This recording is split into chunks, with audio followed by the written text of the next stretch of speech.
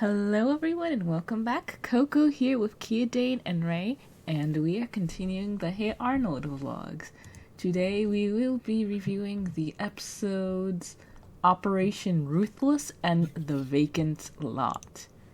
Well, to start off with Operation Ruthless, the cheese festival has arrived in town and Arnold wants to meet up with Ruth there to get to know her a little more, maybe make a move. And Helga finds out about this, and throughout the entire time that they're at the festival, she's acting very jealous and enacts a plan to get rid of Ruth. Thus the name, Operation Ruthless. Yeah. She wants there to be less Ruth. Yes. And she goes about it in a ruthless manner. Yes. Oh, yeah. So, yeah, even going as far as to just beating up Arnold. Yeah. Like, just clocking him straight in the face. So, this is the annual Cheese Fest. Yeah. The place where people celebrate cheese. Yeah. I think that should be a thing more often. Me too. I'm sure it's a thing, but one should come to...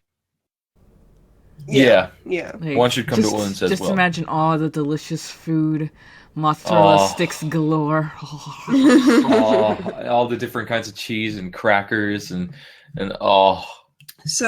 pizza. We have, plenty of carnivals where Coco and I are from, but carnivals aren't really a thing here in Denmark. They're not that common, or at least we don't seek them out. What do you mean? They do exist. They do happen. We just don't hear about them a lot, and we don't look for them. This is news to me, because I thought that there were no carnivals. There are carnivals. This concept of, rides and games and all that in a traveling carnival type, or not carnival, circus type manner. But instead of, a circus with animals and performances, it's just rides and games. And food. Yeah, there's usually more to it than just, the just rides and games. Like, it's usually in some other context, but there usually also happens to be rides and games. So what you're telling me is all this time you've been lying to me. No, I've not been lying to you. Holding out on her.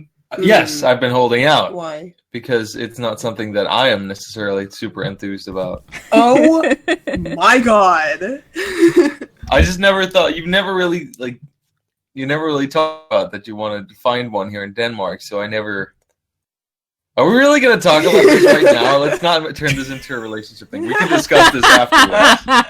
We will be talking about this How many times has your relationship been on the rocks in this series?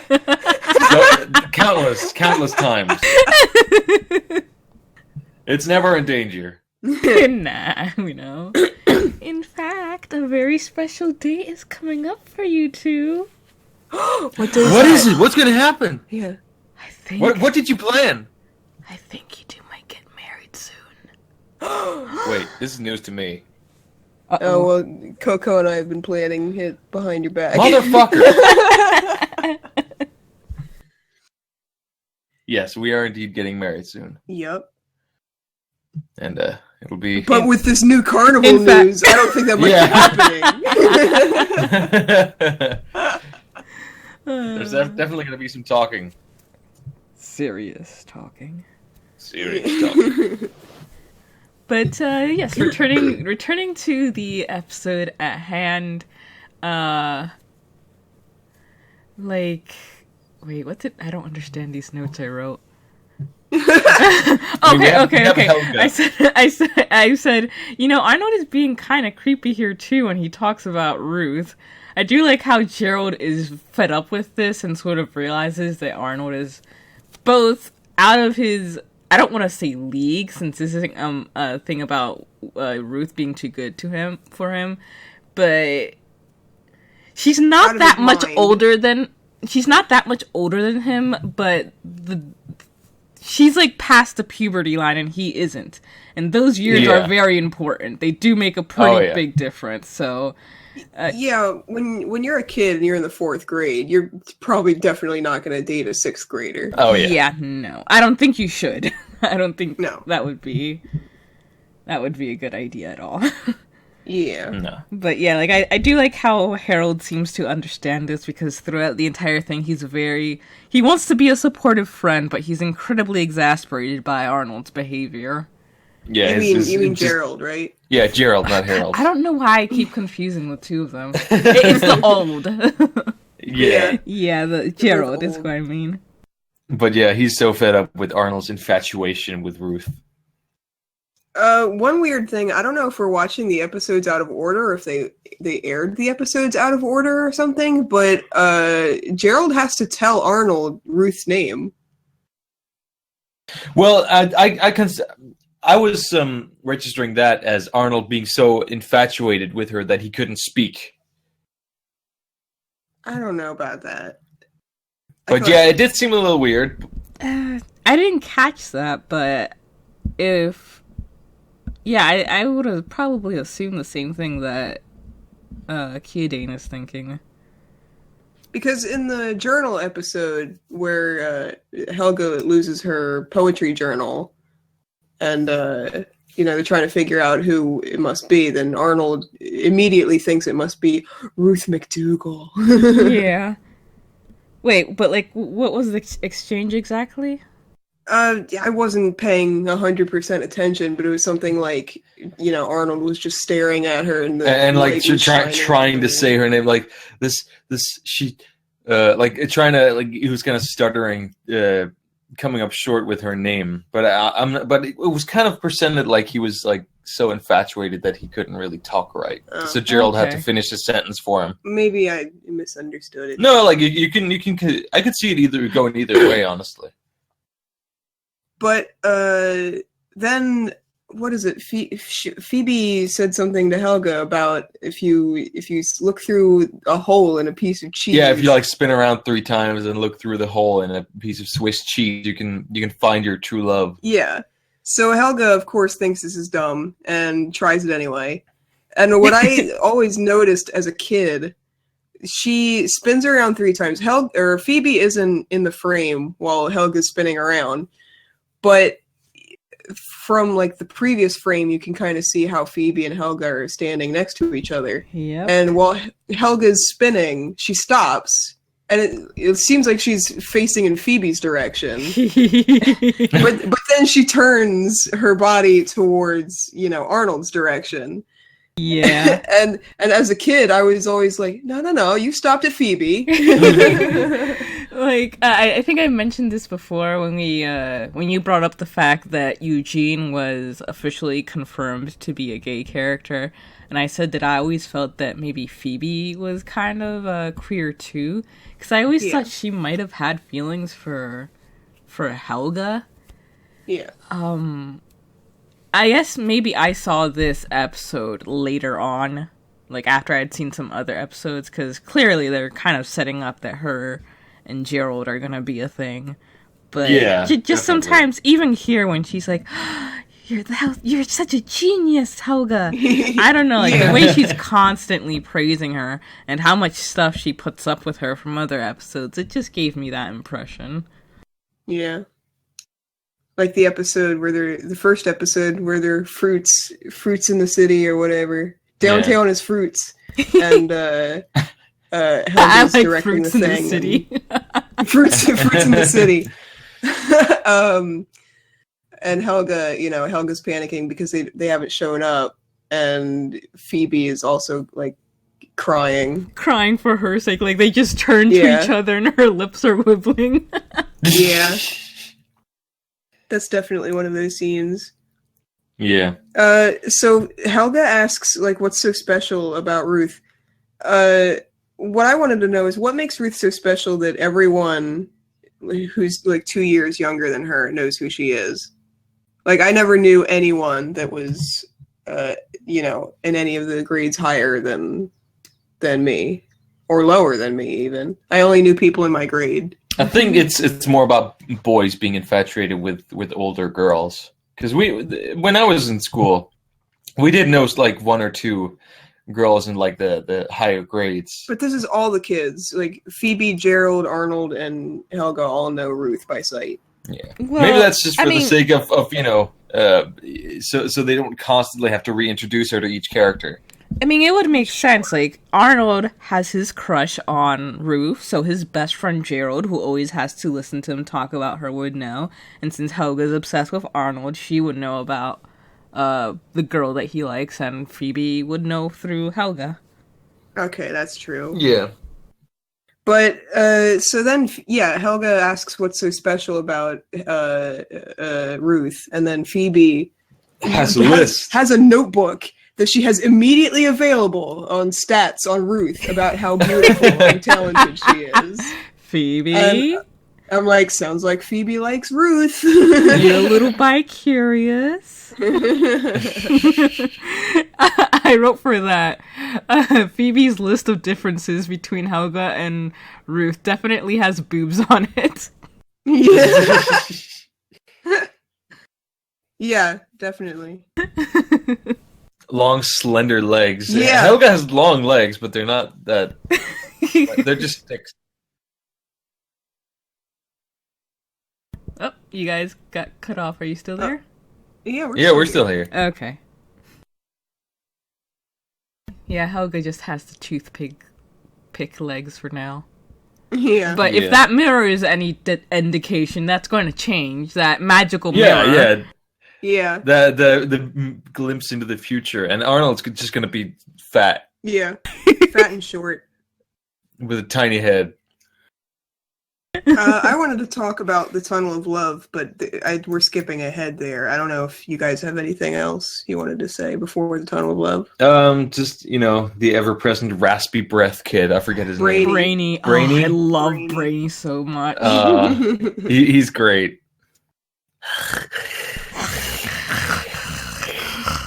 Just ever present whenever Helga's in a moment of vulnerability.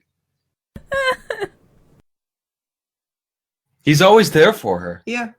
He's always trying to be supportive. Yep. Yeah.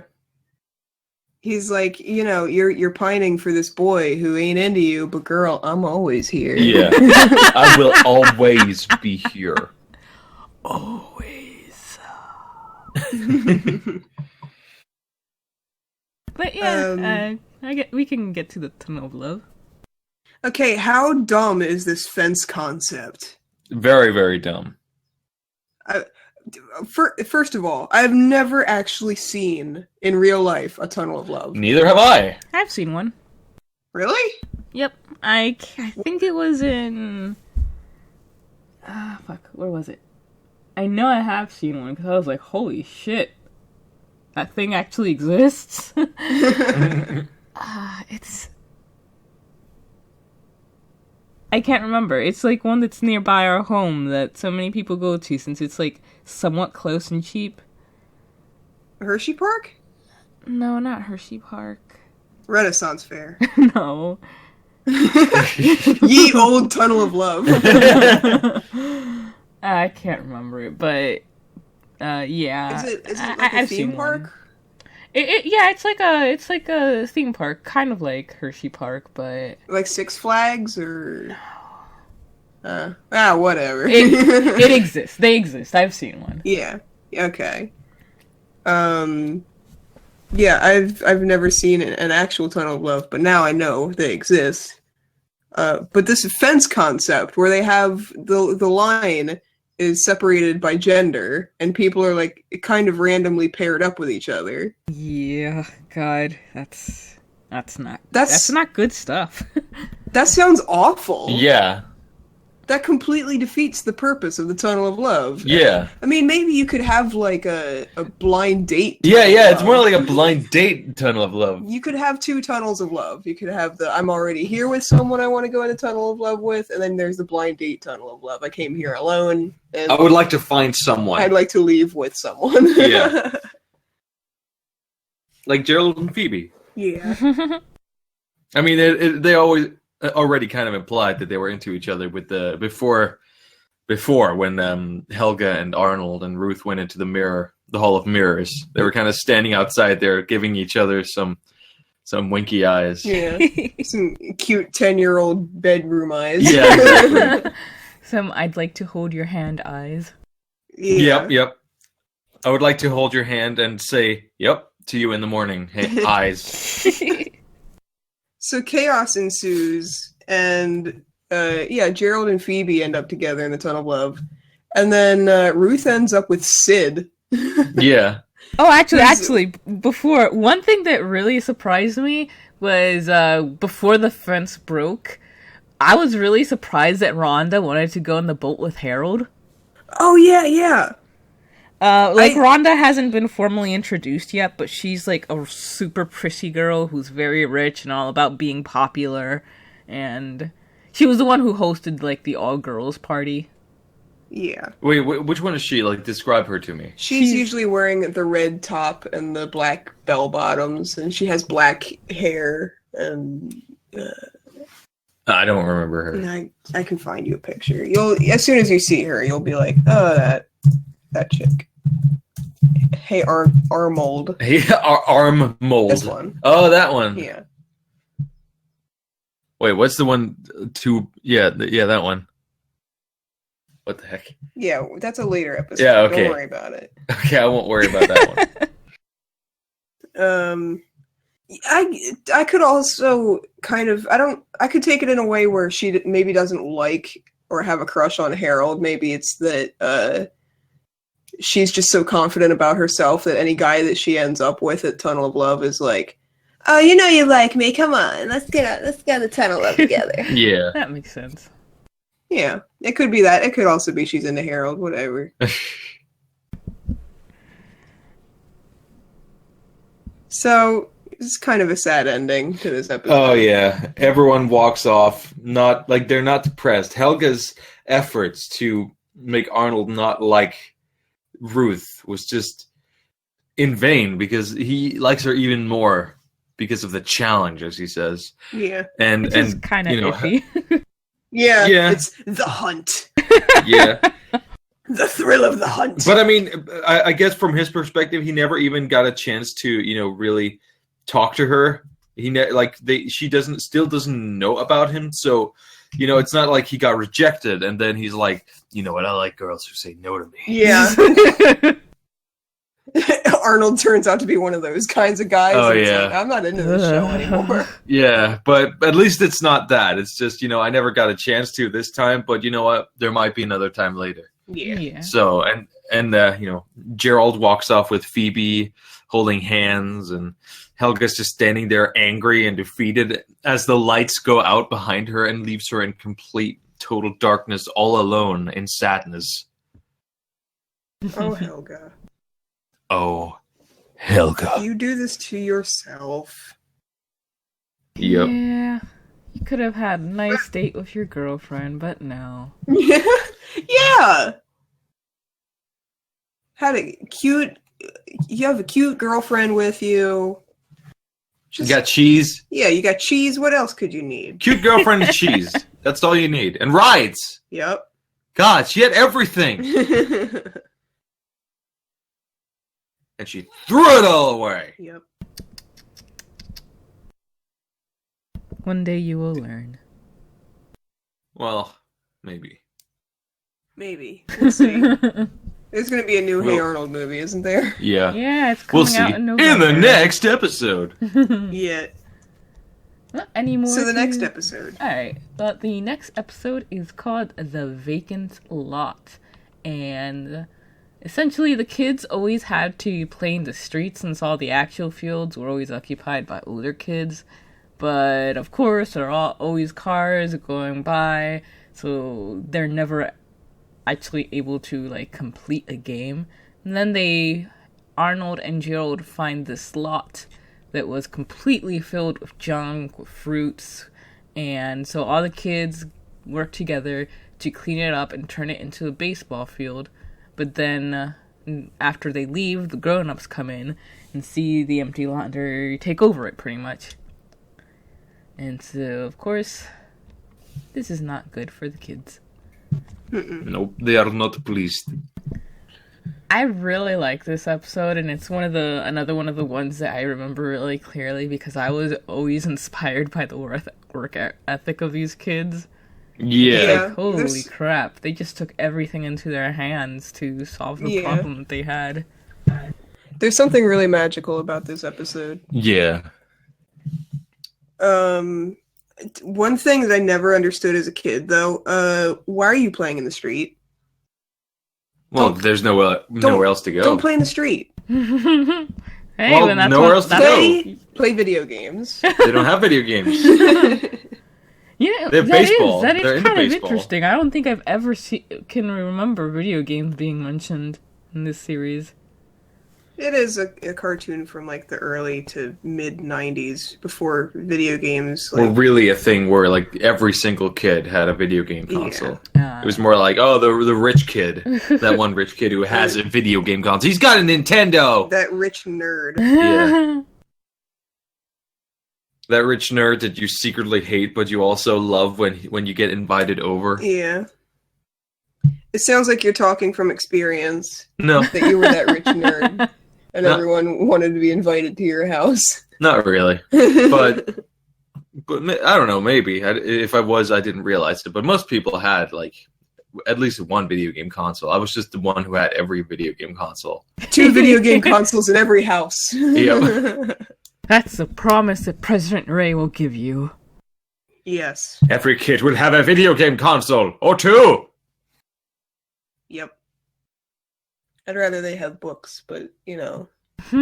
Every kid will have an ebook. Ooh, visual novels. We all know how much you love those.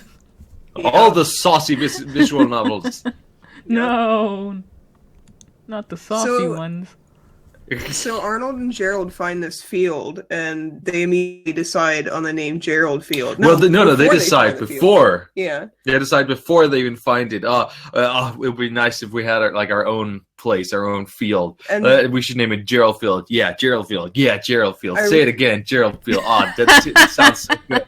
One more time, Gerald Field. Yeah. I always admired Arnold's, like, lack of having an ego in this decision, where he's just immediately like, yeah, Gerald Field. That sounds really good. That's he doesn't good. say, well, what about Arnold Field? Yeah, I was kind of surprised. Oh, Arnold's going to be like, yeah, no, how about Arnold Field? But Gerald Field does sound like a good name. Yeah. And everyone is okay with it. Once Yeah. they've all put all the work into the field, they're all still like, oh, yeah, cool. Yeah, Gerald Field. Yeah. Yeah. Not Helga Field. Yeah. Cloverfield.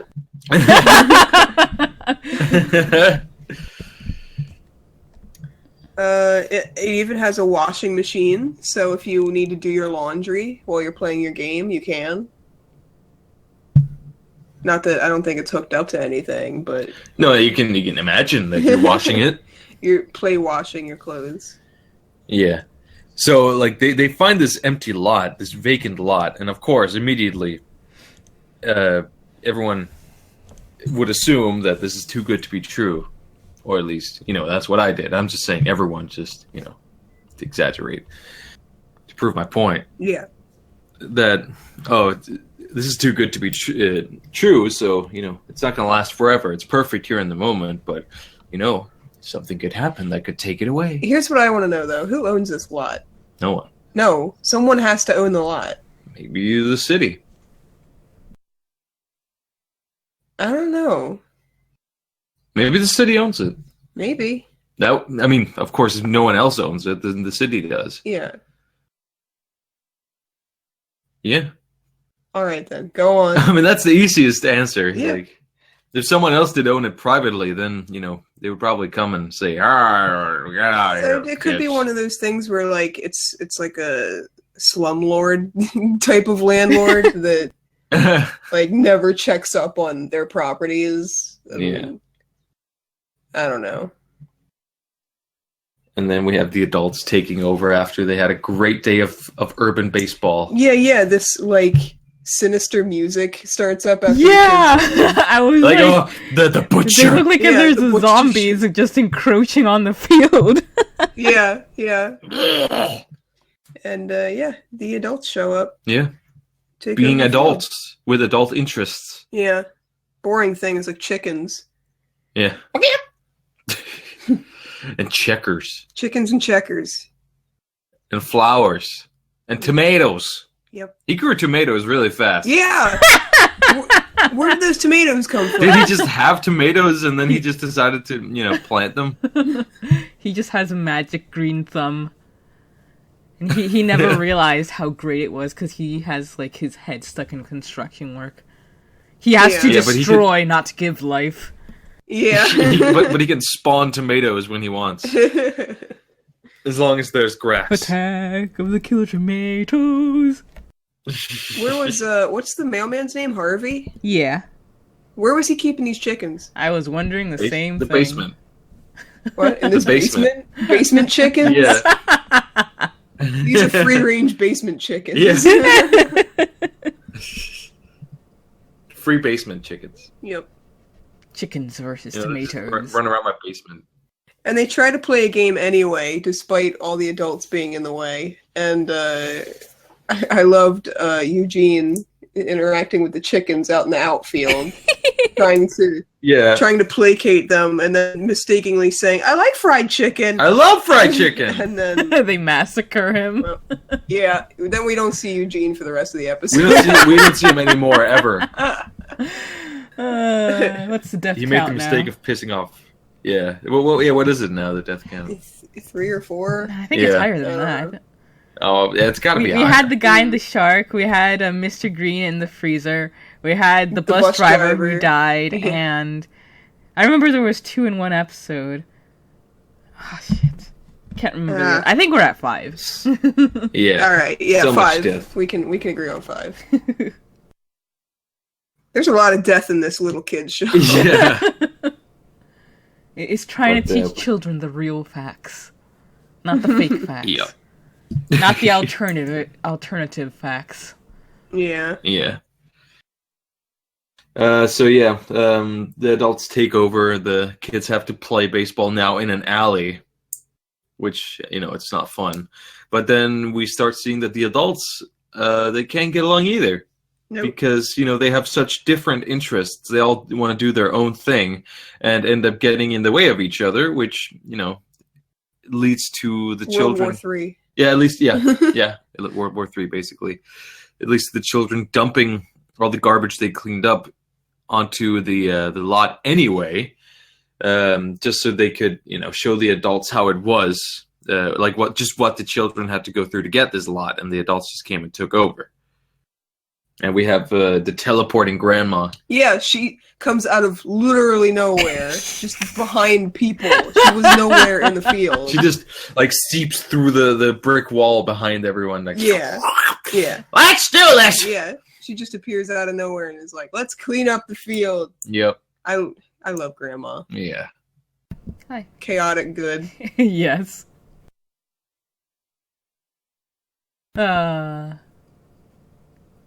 I don't know. Did we discuss this before? What class would Grandma be? I know we've said she's chaotic good before, but what about class? In Pathfinder? My god, she could be anything. Yeah, she could be literally anything. She definitely has a few levels in Rogue. Yeah. Is there what do you call that? Like a revelator, like the kind of people that are crazy and stand out on the streets in the cities and have signs that say the end is nigh. Is there a class like that in Pathfinder? I mean that sounds more like a character trait. Of course, but if it's someone who can actually see the future, then yes, there's diviners. She'd probably be like a rogue diviner. Yeah. Oh, I like that. Yeah. Is that going to be your next Pathfinder character? Or like a rogue oracle. Maybe. I have her down as being one of my next Pathfinder characters, but I also have Uncle Grandpa down as one of my next Pathfinder characters. So you could do Grandma from Hey Arnold, and I could do Uncle Grandpa. Sounds like a plan. Old people are so fun to play. Yeah. It's been a lot of fun.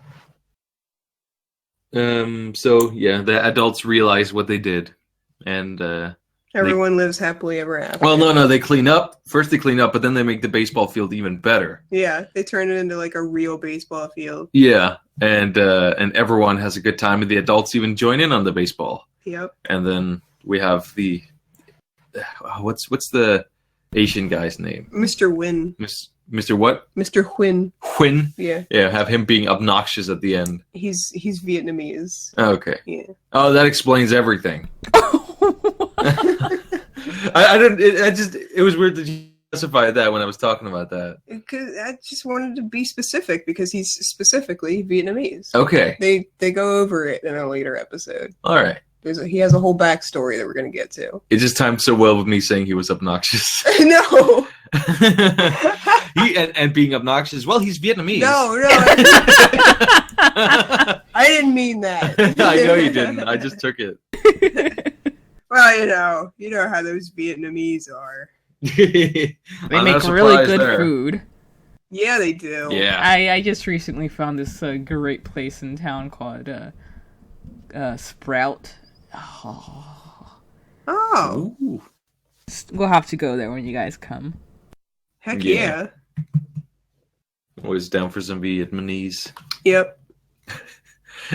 Like sounds like Vietnamese. Vietnamese. Yeah. Well, and as you said, everyone lives happily ever after with a new awesome baseball field. Yep.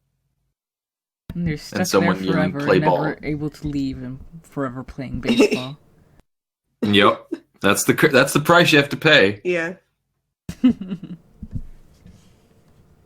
Well, any last words on either episode? No, I think that's all I have. Same here. Alrighty then. Well, as always, guys, if you have anything that you want to add to the discussion, anything you want to ask or comment on, please go ahead and do so in the comments section. Thank you so much for listening, and see you next time. See ya! I have to put like a PG-13 rating on this. Oh, this isn't already gonna go to heck. Oh yeah, this entire channel has... I remember there was one point during one of the Secret of Mana episodes where before we started recording, me and the crew were like, alright, this entire episode, let's try not to curse. Literally 5 seconds in, I said bastard. That's like me trying to not swear ever. Like, it's so bad.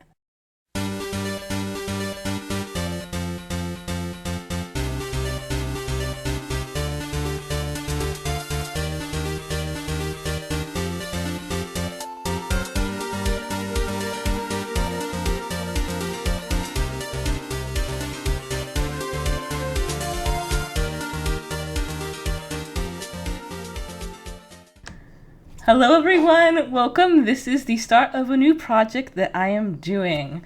This is a series that I love quite a lot and I want to try something different. I'm going to be doing a casting for each case, which means each case I will have new members with me.